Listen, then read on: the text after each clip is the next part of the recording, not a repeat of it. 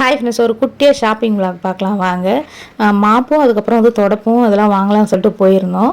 So first மாப்பும் தொடப்பும் வாங்கி வச்சுட்டேன். ஏன்னா வீடு வந்து பார்த்திங்கன்னா பெயிண்டிங் ஒர்க்லாம் போயிட்டுருக்குல்ல, அதனால் வந்து டெய்லியும் தொடச்சி அந்த மாப்பு கட்டியும் உடஞ்சிடுச்சு.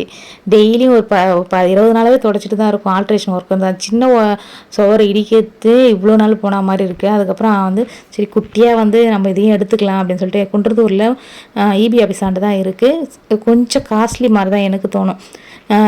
மிடில் கிளாஸ்க்கு அது காஸ்ட்லி தான். கொஞ்சம் நீங்கள் இதுவாக இருக்கீங்க அப்படின்னா ஓகேன்ற மாதிரி இருக்கும்.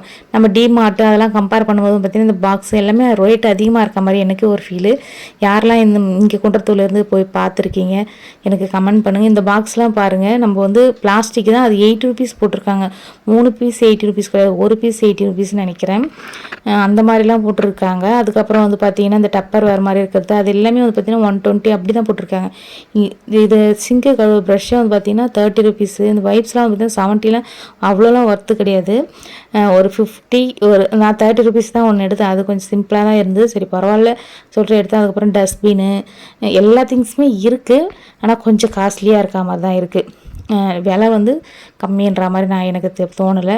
எதெல்லாம் தேவையோ அதை மட்டும் நான் கொஞ்சம் வாங்கிக்கிட்டேன். நான் மாப்பு அதுக்கப்புறம் தொடப்பம் அதெல்லாம் வாங்கினது வந்து பார்த்திங்கன்னா ஒன்று 150 சொன்னாங்க. அதுக்கப்புறம் அந்த வைப்ஸ் ஒரு 330 ஆயிடுச்சு.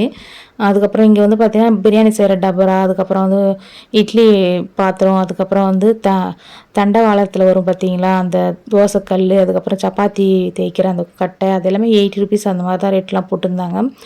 தோசைக்கல்லுமே வந்து பார்த்திங்கன்னா 250 230 இதில் எவ்வளோ போட்டிருக்காங்க நான் க்ளோஸ்அப்பில் காட்டுறேன்.